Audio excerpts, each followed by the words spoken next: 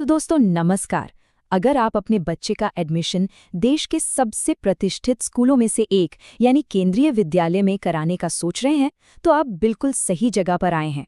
ये सिर्फ एक वीडियो नहीं, ये 2026-27 केवीएस एडमिशन प्रोसेस पर एक पूरी मास्टर क्लास है, जिसमें हम हर छोटे बड़े स्टेप को इतनी बारीकी से समझेंगे कि आपसे कोई भी गलती होने की गुंजाइश ही न रहे। देखिए, हम समझते हैं ये प्रोसेस खासकर अगर आप पहली बार कर रहे हैं तो थोड़ा सा कॉम्प्लिकेटेड लग सकता है। पोर्टल पर इतनी सारी जानकारी, इतने सारे ऑप्शंस और डर ये कि कहीं एक छोटी सी गलती फॉर्म रिजेक्ट ना करा दे।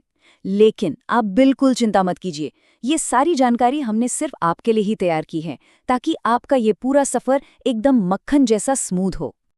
ऑलराइट, तो आज का हमारा गेम प्लान क्या है, चलिए एक नजर डालते हैं। हम शुरुआत करेंगे सबसे जरूरी चीज से, यानी फॉर्म भरने से पहले की तैयारी। फिर हम देखेंगे कि रजिस्ट्रेशन कैसे करना है और उसके बाद एप्लीकेशन फॉर्म के हर सेक्शन की चीर फाड़ करेंगे। हम उन खास ऑप्शंस पर भी फोकस करेंगे जहां लोग अक्सर गलतियां करते हैं और आखिर में फाइनल सबमिशन और जरूरी तारीखों पर बात करेंगे। तो तैयार हैं? चलिए शुरू करते हैं। कहते हैं ना, well begun is half done. मतलब एक अच्छी शुरुआत का मतलब है आधा काम हो गया। फॉर्म भरने का प्रोसेस भी बिल्कुल ऐसा ही है। अगर आप फॉर्म भरने बैठने से पहले ही सारी चीजें तैयार करके रखेंगे तो यकीन मानिए आपका आधा काम वहीं खत्म हो जाएगा और गलतियों का तो सवाल ही पैदा नहीं होता। तो चलिए अपनी चेकलिस्ट का पहला टिक लगाते हैं। वो है आपके डॉक्यूमेंट्स। आपको 3 मुख्य दस्तावेज स्कैन करके अपने कंप्यूटर या फोन में रखने हैं। पहला, बच्चे का बर्थ सर्टिफिकेट। दूसरा, बच्चे की पासपोर्ट साइज फोटो। और तीसरा, अगर बच्चा दिव्यांग कैटेगरी में आता है तो उसका सर्टिफिकेट। अब यहाँ एक टेक्निकल बात का खास ध्यान रखिएगा। फोटो सिर्फ और सिर्फ जेपीजी फॉर्मेट में होनी चाहिए और किसी भी डॉक्यूमेंट का साइज 200 केबी से ज्यादा नहीं होना चाहिए, वरना वो अपलोड ही नहीं होगा। और हाँ, इन सब के अलावा एक चालू मोबाइल नंबर और एक एक्टिव ईमेल आईडी, ये तो समझ लीजिए कि सबसे जरूरी है। सारे ओटीपी, सारी कम्युनिकेशन, सब कुछ इन्हीं पर आएगा। ठीक है, अब अपना कैलेंडर निकालिए और ये तारीखें अभी के अभी मार्क कर लीजिए। रजिस्ट्रेशन की खिड़की 20 मार्च को सुबह 10 बजे खुलेगी और ठीक 2 अप्रैल को बंद हो जाएगी। देखिए, दिन तो काफ़ी हैं, लेकिन मेरी सलाह मानिए, आखिरी दिन का इंतज़ार बिल्कुल मत कीजिएगा। अक्सर आखिर में सर्वर पर लोड बढ़ जाता है। पहली लिस्ट 9 अप्रैल को आएगी और अगर सीटें बचती हैं तो दूसरी और तीसरी लिस्ट 16 और 21 अप्रैल को निकाली जाएगी। ओके, तो अब हम प्रोसेस के पहले और शायद सबसे ज़रूरी पड़ाव पर आ गए हैं और वो है रजिस्ट्रेशन।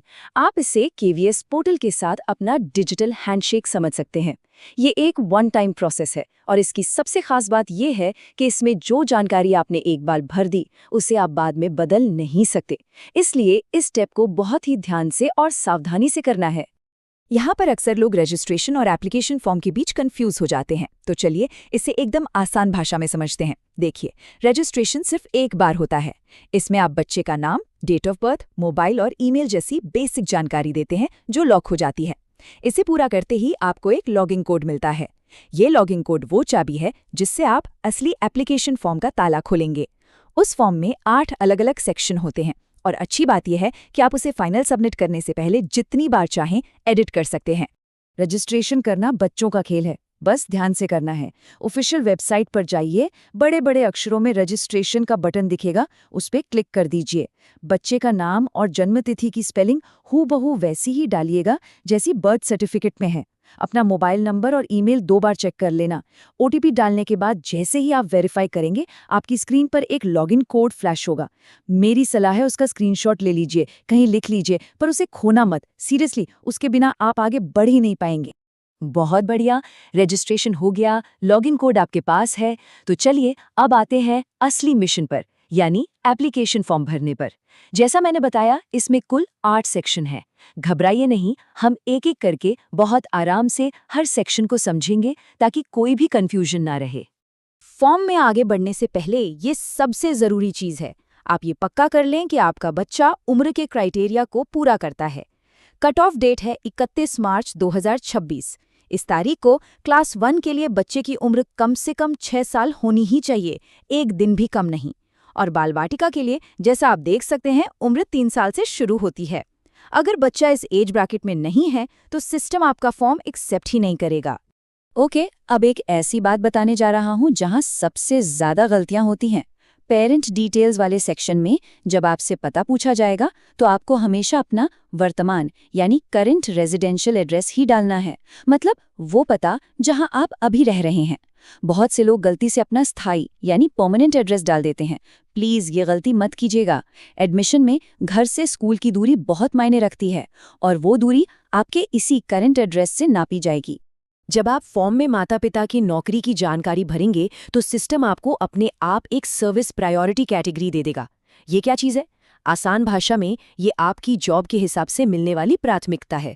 जैसे जो केंद्र सरकार के कर्मचारी हैं उन्हें सबसे पहली प्राथमिकता मिलती है, फिर राज्य सरकार वालों को और इसी तरह आगे। इसलिए अपने प्रोफेशन की जानकारी एकदम सही सही भरिएगा, क्योंकि एडमिशन लिस्ट में आपके बच्चे का नाम कितना ऊपर होगा ये काफ़ी हद तक इसी कैटेगरी पर निर्भर करता है। एप्लीकेशन फॉर्म में कुछ सेक्शंस ऐसे हैं जो थोड़े ट्रिकी हैं और उन पर आपको एक्स्ट्रा अटेंशन देने की ज़रूरत है। तो चलिए अब ज़रा इन सेक्शंस पर फोकस करते हैं जहां आपको ज़्यादा सावधानी बरतनी होगी। आपके पास ये आज़ादी है कि आप पूरे भारत में कहीं भी अपनी पसंद के 3 केंद्रीय विद्यालयों को चुन सकते हैं। जब आप कोई स्कूल चुनेंगे तो पोर्टल आपसे आपके घर से उस स्कूल की दूरी पूछेगा। यहाँ पर 2 कैटेगरीज हैं। अगर स्कूल शहरी यानी अर्बन इलाके में है तो कट ऑफ 5 किलोमीटर का है, और अगर स्कूल ग्रामीण यानी रूरल इलाके में है तो कट ऑफ 8 किलोमीटर का है। आरटीई यानी शिक्षा के अधिकार कोटे के तहत एडमिशन के लिए ये जानकारी बहुत ज़्यादा ज़रूरी है। ये सेक्शन खास तौर पर सरकारी कर्मचारियों के लिए है। अगर पिछले 7 सालों में आपका नौकरी की वजह से ट्रांसफ़र हुआ है तो आपको इसका फ़ायदा मिल सकता है, लेकिन इसके कुछ नियम हैं, ध्यान से सुनिए। एक तो ट्रांसफ़र 20 किलोमीटर से ज़्यादा की दूरी पर होना चाहिए। दूसरा, आपने अपनी पिछली पोस्टिंग पर कम से कम 180 दिन काम किया हो, और जानकारी भरते वक्त आपको क्रोनोलॉजिकल ऑर्डर फॉलो करना है, मतलब सबसे पुराने ट्रांसफ़र की डिटेल पहले और फिर उसके बाद वाले। 1 मिनट रुकिए, ये स्लाइड बहुत बहुत ज़्यादा ज़रूरी है। इसे एक चेतावनी समझिए। फॉर्म के अलग अलग सेक्शन एक दूसरे से जुड़े हुए हैं। अगर आप सेक्शन 2 यानी माता पिता की नौकरी की डिटेल में कोई भी बदलाव करते हैं तो उसका सीधा असर आपकी सर्विस कैटेगरी पर पड़ेगा। इसलिए ऐसा कोई भी बदलाव करने के बाद आपको सेक्शन 4 यानी स्कूल चुनने वाले सेक्शन में वापस जाकर ये डबल चेक करना ही होगा कि आपकी सर्विस कैटेगरी सही से अपडेट हुई है या नहीं। ये एक छोटी सी भूल आपके पूरे एप्लीकेशन को गड़बड़ कर सकती है। बधाई हो, आपने लगभग पूरी रेस पूरी कर ली है और अब आप फिनिशिंग लाइन के बिल्कुल करीब हैं। अब हम बात करेंगे कि फॉर्म को फाइनल टच कैसे देना है, उसे सबमिट कैसे करना है और उसके बाद आपको क्या करना है। सबमिट का बटन दबाने से पहले एक बार गहरी सांस लीजिए और प्रीव्यू बटन का इस्तेमाल करके अपनी भरी हुई हर एक जानकारी को, मैं कहूँगा, कम से कम 2 बार चेक कीजिए। नाम की स्पेलिंग, जन्म की तारीख, पता, एक-एक चीज़। जब आप 100 नहीं 200% श्योर हो जाएं कि सब कुछ परफेक्ट है, तभी डिक्लेरेशन को टिक करके फाइनल ओटीपी डालें और सबमिट करें। एक बात गांठ बांध लीजिए, एक बार सबमिट हो गया तो फिर आप एक कॉमा भी नहीं बदल पाएंगे। ऑनलाइन फॉर्म सबमिट करना सिर्फ आधी लड़ाई है, असली काम तो अब शुरू होगा। जैसा कि आप इस लिस्ट में देख रहे हैं, जब आपके बच्चे का नाम एडमिशन लिस्ट में आ जाता है तो आपको इन सभी दस्तावेजों की ओरिजिनल और फोटोकॉपी लेकर स्कूल में वेरीफाई करवाना होता है। इसमें आपका भरा हुआ application form, birth certificate, address proof, caste certificate और भी बहुत कुछ है।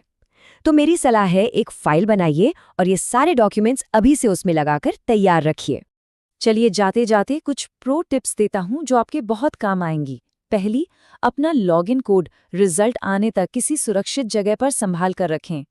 दूसरी, जैसा मैंने पहले भी कहा, आखिरी तारीख का इंतजार मत कीजिए। तीसरी, फॉर्म सबमिट करते ही उसका प्रिंट आउट या पीडीएफ कॉपी सेव करना मत भूलिएगा। और चौथी और सबसे ज़रूरी बात, किसी भी खबर या अपडेट के लिए सिर्फ और सिर्फ केवीएस की ऑफिशियल वेबसाइट पर ही भरोसा करें। तो अब जब आप पूरी ऑनलाइन प्रक्रिया को ए से जी तक समझ चुके हैं, मेरा आपसे बस एक सवाल है, क्या एडमिशन के अगले और सबसे महत्वपूर्ण पड़ाव के लिए आपकी डॉक्यूमेंट वाली चेकलिस्ट तैयार है? जाइए और सबसे पहले अपने सारे दस्तावेजों की फाइल तैयार कीजिए, क्योंकि सही तैयारी ही सफलता की पहली गारंटी है। यदि फॉर्म भरने में आपको कोई भी समस्या आ रही हो तो कमेंट्स बॉक्स में कमेंट करें। हम इसका रिप्लाई करेंगे।